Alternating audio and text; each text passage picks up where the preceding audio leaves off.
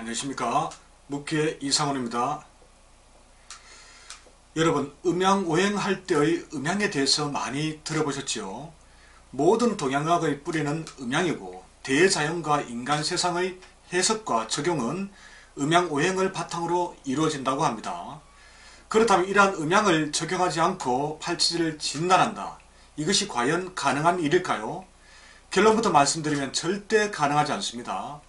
어떤 경우라도 있을 수 없는 이야기입니다. 그런데도 일반인들이나 전문가들 모두 팔치질을 논하면서 음양에 대해 이야기하는 사람을 본 적이 없습니다.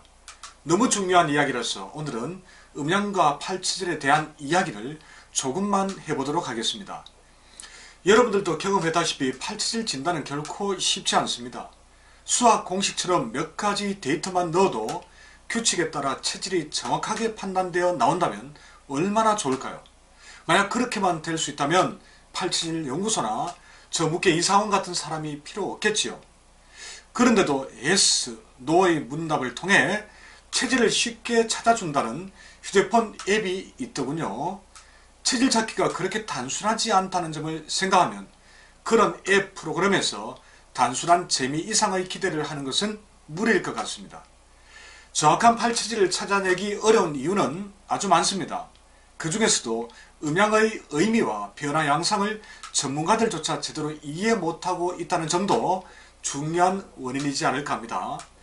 음양은 사상으로, 사상은 다시 팔상, 즉 팔상체질, 팔체질로 분화합니다.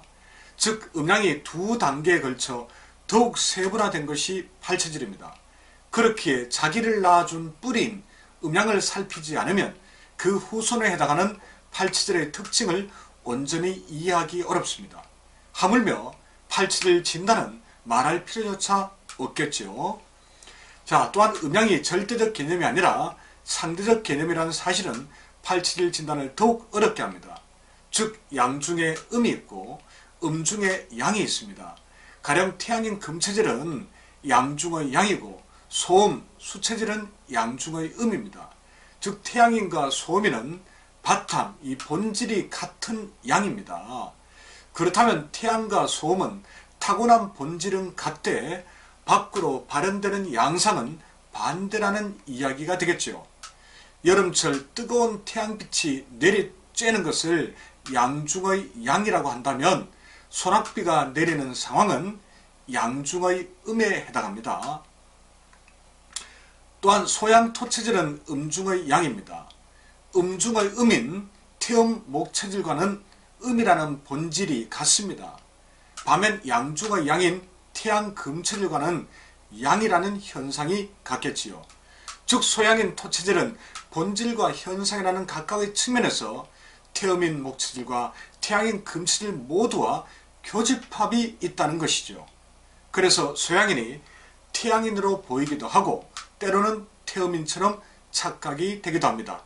하지만 본질과 현상의 음양적 성질과 이들 음양의 상하 배치 순서에 따라 달라지는 변화 양상을 정확히 이해하는 사람이라면 체질별 구분이 전혀 어렵지 않습니다.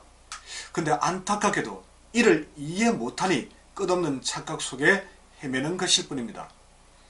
사상에서 한 단계 더 나아가 팔체질로 확대하면 한태양인 금음체질은 양중의 음이 됩니다.